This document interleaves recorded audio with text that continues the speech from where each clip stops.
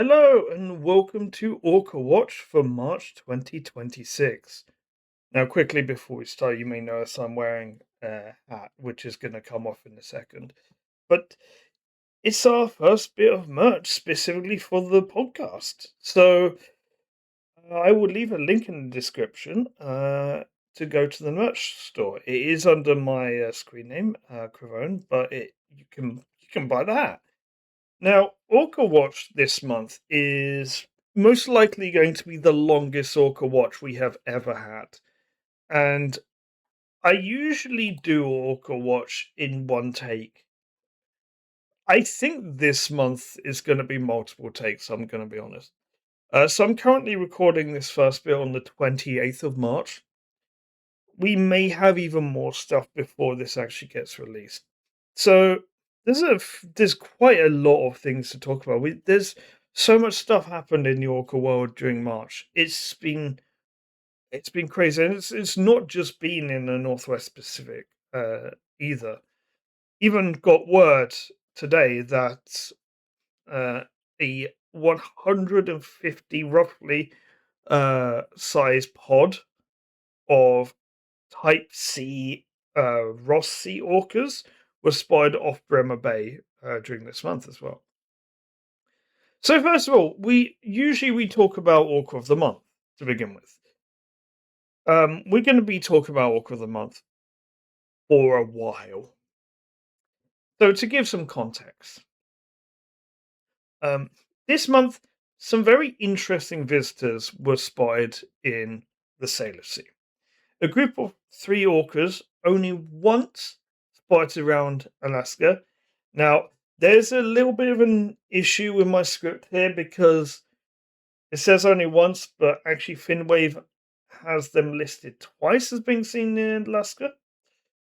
So they were first, at least the first source that I saw that reported them in the Salish Sea was Orca Behavior Institute, and they needed help from base cytology to be able to identify these individuals because they have never been seen in the Salish Sea before. They are a suspected transient group, both in terms of them being Biggs, but also generally living up to the name of transient. They were once seen in Alaska last year, now they're seen in the Salish Sea. Although they've been sticking around the Salish Sea kind of quite a bit this month. Now, not much is known about them at all. We are still learning about who they are.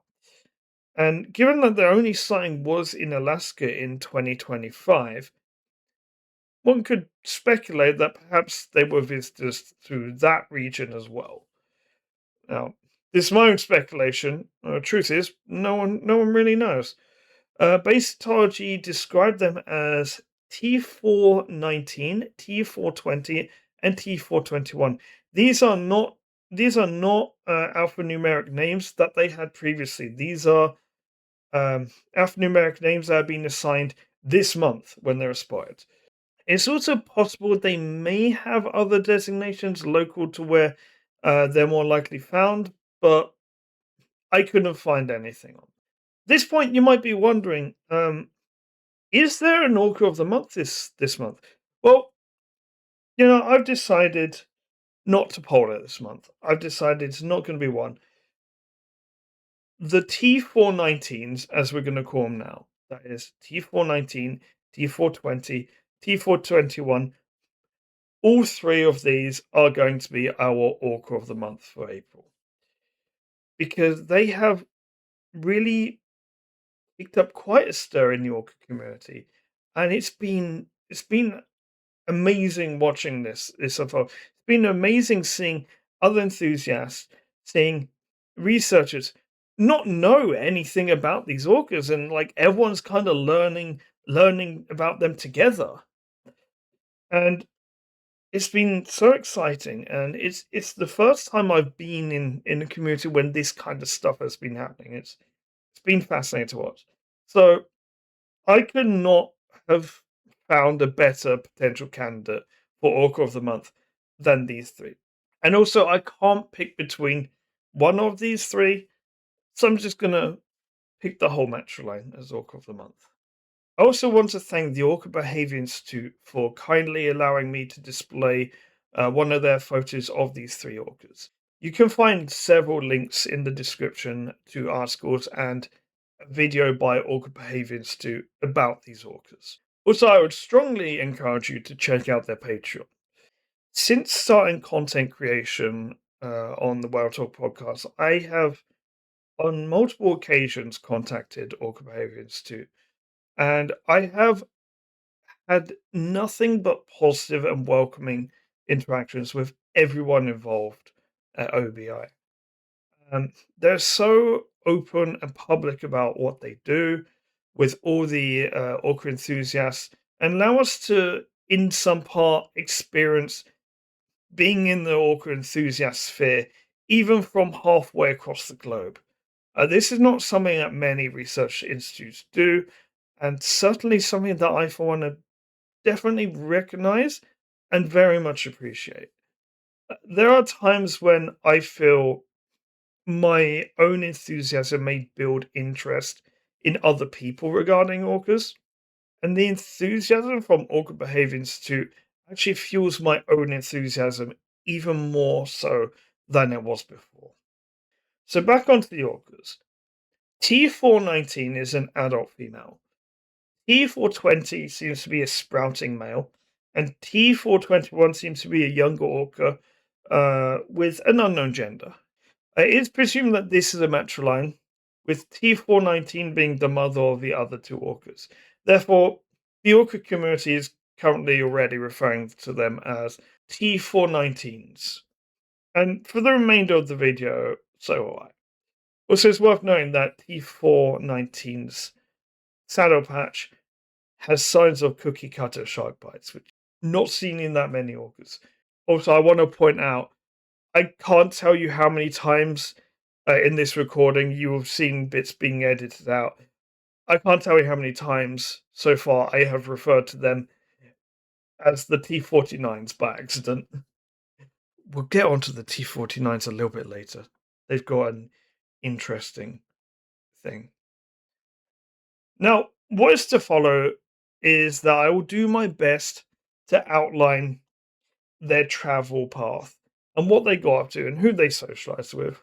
This is the first time since really being connected in the Salish Sea Orca enthusiast circle that I am able to witness a community of scientists, citizen scientists, boat captains, whale nerds, and everything in between all collectively discover brand new whales.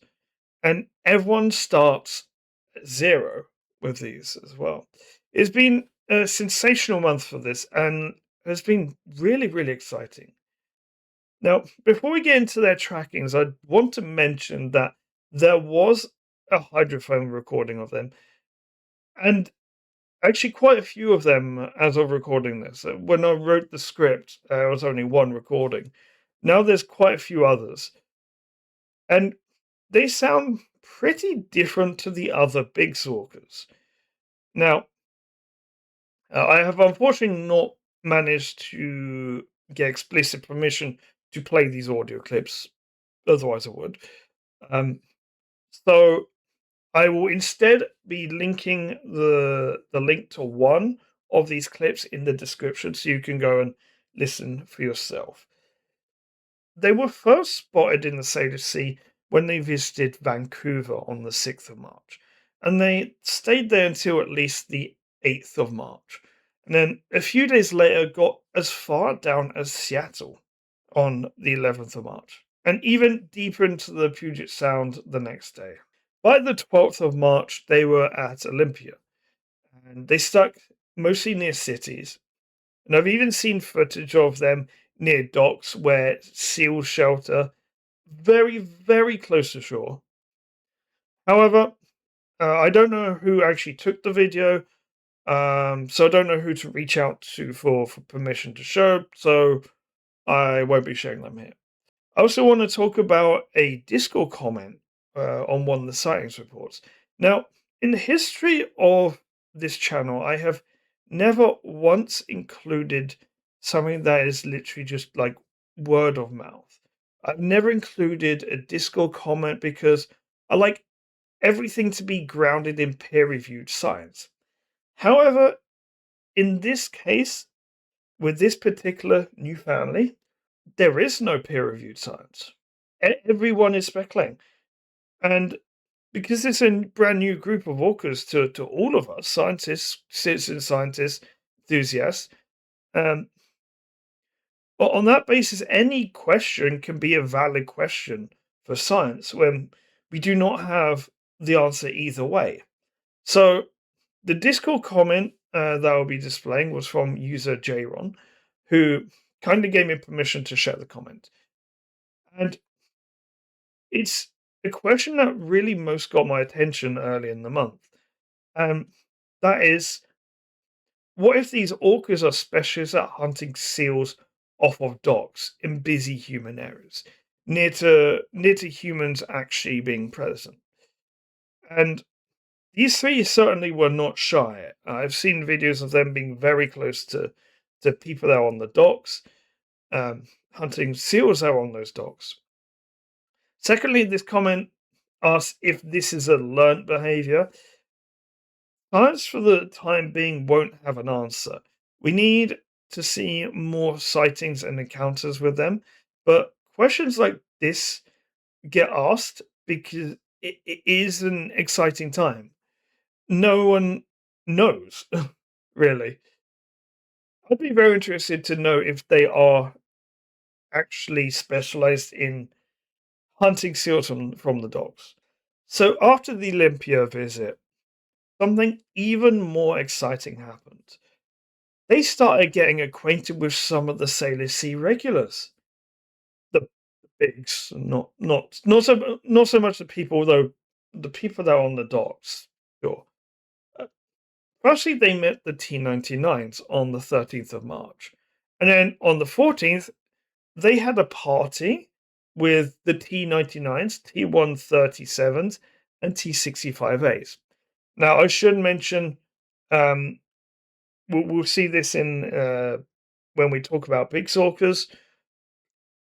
The T99s, T137s, and T55As, from off the top of my head, have been by far the most active match lines in the Salish Sea this month. And T137 and T99 are considered to be sisters.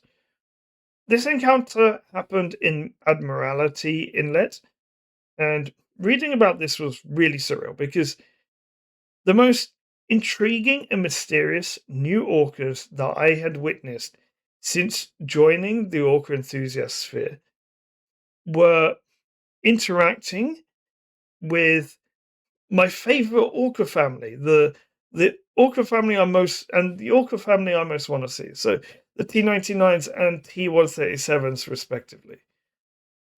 If I saw the T65As this summer, I would also call that a win. Please give my camera a moonwalk. I'd love to get that on camera. I will say some of the reports of that day include the T137s. Some do not. It is plausible that both reports are correct and that the T137s split off during the day. Now, it seemed like the T49s had left the Salish Sea in the early morning of the 16th of March. And I was ready to get a head start on pre-recording this whole segment. It was fun to speculate where they might pop up next. Like someone I spoke to speculate Columbia River or Monterey. Me personally, I also made the same wild prediction that they would be spotted next in Monterey. That's down in California. However, the day before I planned to pre-record that, they were spotted again. On the 23rd of March, they were seen once again in Puget Sound, and they stuck around. So from my records, they were last spotted yesterday, the 27th of March, but because of time difference and when I'm recording this, they've probably been spotted today, and they will probably be spotted between when this is recorded and when the video goes out. So massively exciting time with the T49s. The T419s. It's also very. I'm leaving that in, by the way, because it's also been a very important time for the T49s as well. I'm just going to skip through a bit. So we're going to actually just talk about births for now, um, because the T49As have had a brand new calf. So this was initially reported by Vancouver Whale Watch and seemingly first spotted on the 11th of March. So this new calf is T49A7, the seventh calf born to T49A Nan, and this will make her a 40-year-old mother. This was not the only Bigg's calf spotted this month either, because another calf was spotted with the T46Bs. T46B8 is a new calf spotted first on the 15th of March, born to 38-year-old T46B. This is her eighth calf. And before T46B8, T46B has had 6 calves that are still alive, and the only one not surviving is the only instance of another wild orca killing another when T68 and T68A attacked T46B5 and unfortunately killed it. So it makes perfect sense to stay on the big orcas right now. It's been a very big month.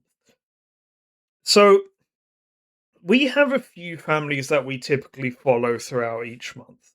So I'm going to run through those. The T65Bs, they were not spotted this month. The T36Bs were spotted pretty much throughout the month. A little bit less than the T99s and T137s, but they were still spotted here and there. The T99s, in addition to also meeting the new T419s, so T99 Bella, she actually live stranded on the 19th of March for reportedly 60 to 75 minutes. Fortunately, she was able to self-rescue and was able to free herself without the need for human intervention. She seems fine. She doesn't seem to be injured, doesn't seem to be unwell. She rejoined with her pods, T99s, and has been seen quite a lot since then with the rest of her family. So we'll be paying a little bit more attention, although she already is one of the orcas that we regularly follow on the podcast. So we'll just keep you a little bit more up to date. The T99B Holly, who is our channel mascot, was also seen always traveling with the T99s this month. And the T99s were spotted most days in March.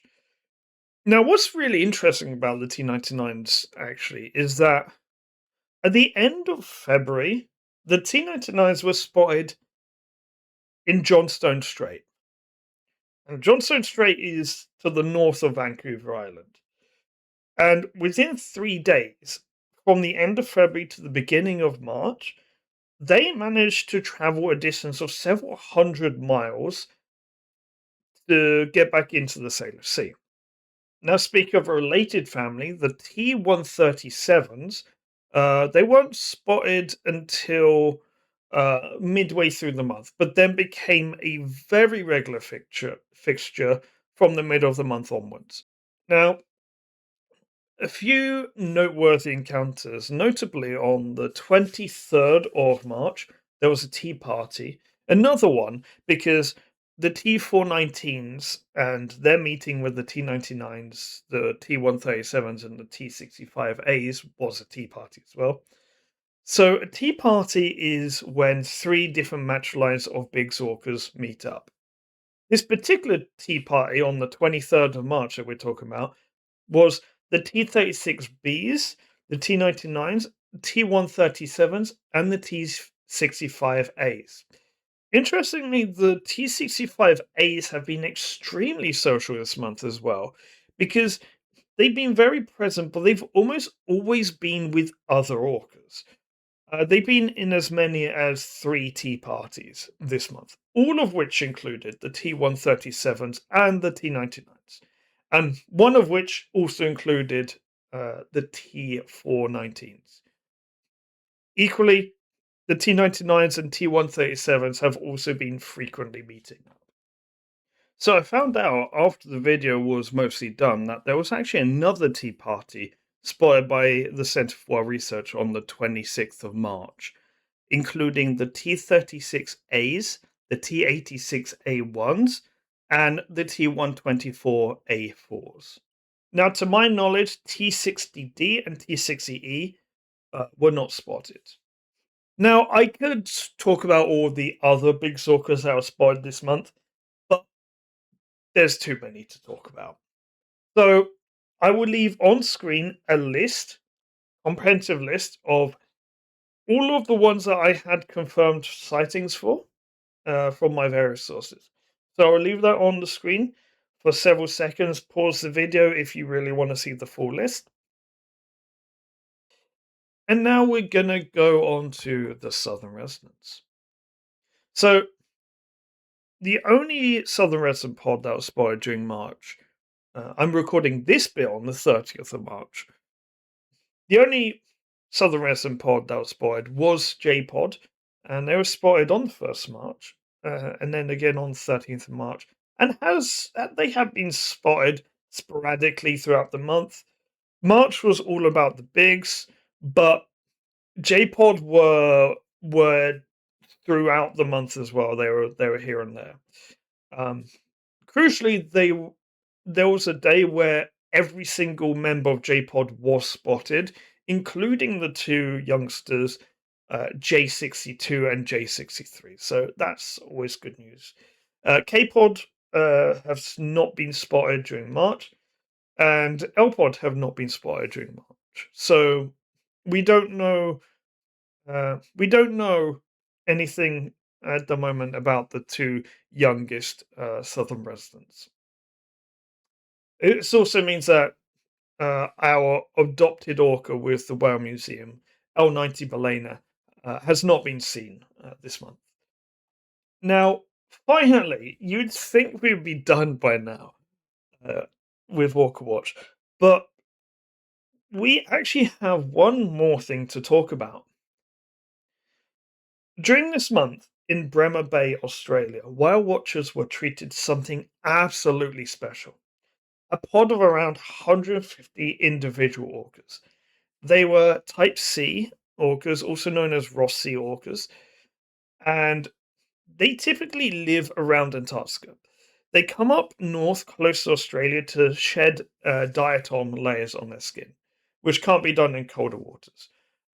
Diatoms are minute, small organisms that they're single cell organisms that will stick. They're like algae. So if you ever wondered why Antarctic orcas aren't fully black, it's because of these diatoms. It gives them kind of like a bit of a frosty look. These Type C orcas are also quite well known for the shape of their eye patch because they have kind of slanted up eye patches. It looks like someone's taken a paintbrush and just flicked. Also, apologies, hit the microphone. And they're also very small for orcas. So I will leave a video to that in the description. It's a fascinating video because I have never ever seen so many orcas in one place before, or like on a video. I was literally just about to export the video when I saw this. So the last 2 remaining orcas from the Scottish residents were spotted on Wednesday off the coast of Lizard Point in Cornwall. And they were filmed by a TV presenter. And they were found 6 miles out in Falmouth Bay. These 2 orcas are the last surviving members of a functionally extinct population. They are known as Coe and Aquarius, and they are both males. A functionally extinct means that they're not extinct, but there is no way that they can reproduce. So these will be the last ones of that population, unfortunately. And Coe, the oldest, is estimated to be over 60 years old and potentially one of the oldest, if not the oldest male killer whale in the world. So yeah, this was Orca Watch. Thank you so much, everyone, for watching. Thank you so much for sticking around. This has been close to like a half hour Orca Watch. It's been a crazy march. It's been a really fun march, especially with the T419s. And also hearing a lot about all my favorite pods as well. The T36Bs, the T137s, the T99s. It's been very interesting. So thank you everyone for watching, and I'll see you guys next time.